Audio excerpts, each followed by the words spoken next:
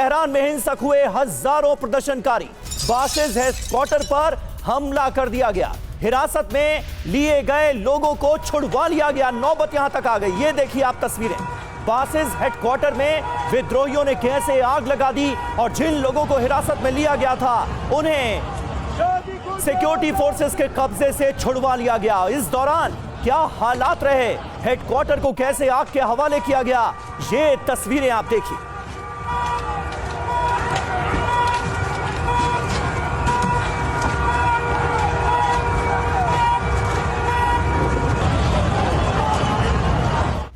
और देखिए आप एक और बड़ी खबर तेहरान से आ रही है। यहां पर प्रदर्शनकारियों पर सीधे फायरिंग की गई। हिंसा के दौरान आईआरजीसी ने प्रदर्शनकारियों पर फायरिंग की है। फायरिंग में कई लोगों के मारे जाने का दावा है। ये देखिए आप, गोलियों की आवाज आप सुनिए जरा। तो प्रदर्शनकारी बेकाबू होते नजर आ रहे हैं और कई जगहों पर प्रदर्शनकारियों पर फायरिंग की खबरें सामने आ रही हैं। ईरान के लोरेस्तान में भड़की हिंसा, विद्रोहियों ने यहां जमकर की फायरिंग। ये देखिए तस्वीरें। सरकार ने यहां पर भी आईआरजीसी की तैनाती कर दी है क्योंकि कई जगहों पर विद्रोहियों ने जोरदार फायरिंग की है। तस्वीरें आपके सामने। तो तीन बड़ी खबरें तस्वीरों के साथ आपके सामने हैं। तेहरान में देखिए किस तरह से प्रदर्शन हिंसक होता हुआ नजर आ रहा है। बासिस हेडक्वार्टर को आग के हवाले कर दिया गया। यहां पर जिन विद्रोहियों को गिरफ्तार किया गया था उन्हें पुलिस के कब्जे से छुड़ा लिया गया। तेहरान में प्रदर्शनकारियों पर फायरिंग की खबर सामने आ रही है। आप जरा भीड़ देखिए, मजमा देखिए, लोगों का हुजूम देखिए और ऐसे में चलाई जा रही है गोलियां। तीसरी तस्वीर जहां विद्रोही फायरिंग करते हुए नजर आ रहे हैं और सड़कों पर आईआरजीसी की तैनाती नजर आ रही है।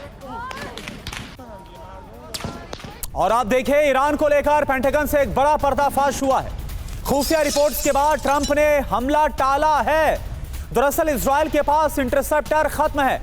यह रिपोर्ट के हवाले से खुलासा हुआ है। जवाबी हमले के डर से फिलहाल ट्रंप रुक गए। इजराइल के पास हमला रोकने के इंटरसेप्टर नहीं है। तो सवाल यह है कि क्या जब पर्याप्त संख्या में इजराइल के पास खुद के बचाव के लिए संसाधन हो जाएंगे, हथियार हो जाएंगे, एयर डिफेंस सिस्टम हो जाएंगे। हमने देखा था कि कैसे 12 दिन तक जो युद्ध चला था उस दौरान जून के महीने में काफी नुकसान झेलना पड़ा था इजराइल को। तो क्या इसी का अंदेशा लगाते हुए इस युद्ध को टाला गया फिलहाल अभी के लिए? जी हां, पेंटागन से पर्दाफाश, इजरायली रक्षक समाप्त। पूरी खबर देखिए। बड़ी बात यह है कि ईरान पर हमला टालने की वजह सामने आ गई। इजराइल को बचाने के लिए डोनाल्ड ट्रंप ने यह हमला टाला है। दावा यह है कि इजराइल की सेना के पास इंटरसेप्टर्स की भारी कमी है। बिना इंटरसेप्टर के ईरानी हमला रोक पाना इजराइल के लिए मुश्किल होता। थर्ड इंटरसेप्टर के स्टॉक में 25% की कमी देखी गई है। जून की जंग में बड़ी संख्या में इंटरसेप्टर इस्तेमाल हुए थे। अमेरिकी अधिकारी के हवाले से यह बड़ा पर्दाफाश हो रहा है। जरूरी जानकारी आपको बता दें, नेतन्याहू ने ट्रंप से हमला रोकने की अपील की थी। तो यह कुल मिलाकर बड़ी बात निकलकर सामने आ रही है। और इससे पहले भी चतुर्वेदी सर, इस बात का अंदाजा हर किसी को था कि अगर अमेरिका ईरान पर हमला करता है तो इसकी कीमत, इसका खमियाजा इजराइल को चुकाना पड़ सकता है। और तभी यह खबर आई थी कि नेतन्याहू नहीं चाहते कि अभी अमेरिका ईरान पर हमला करे। और अब खुलकर वही बात सामने आती हुई नजर आ रही है। तो यह खतरा तो आगे भी बरकरार रहेगा। समीर, आपने बिल्कुल विश्लेषण जो कहा है, किया है, वो बिल्कुल सही है।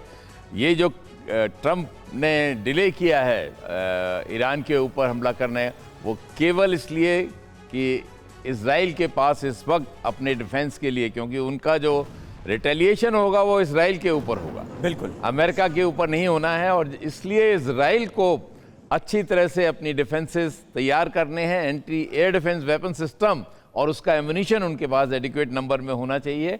वो इस वक्त नहीं है और इसलिए ये हमला थोड़े दिन के लिए टला है। लेकिन मैं समझता हूं कि अब ईरान का at least the regime change part, वो उसकी शुरुआत हो गई है। आज नहीं तो अगले 5 या 6 महीने में ज़रूर बदला जाएगा। और अमेरिका ने डिसाइड कर लिया है कि ईरान को इस रिजीम के अंडर नहीं देखेगा और वह चेंज होगा। आप देख रहे हैं जिस तरह से विरोध हो रहा है, जनता मारी जा रही है और किस तरह से हम लोग अपने देशवासियों पे इस तरह से गोलियां नहीं चलाते जैसी वहाँ पे चल रही हैं। और ये एक बहुत गंभीर समस्या है।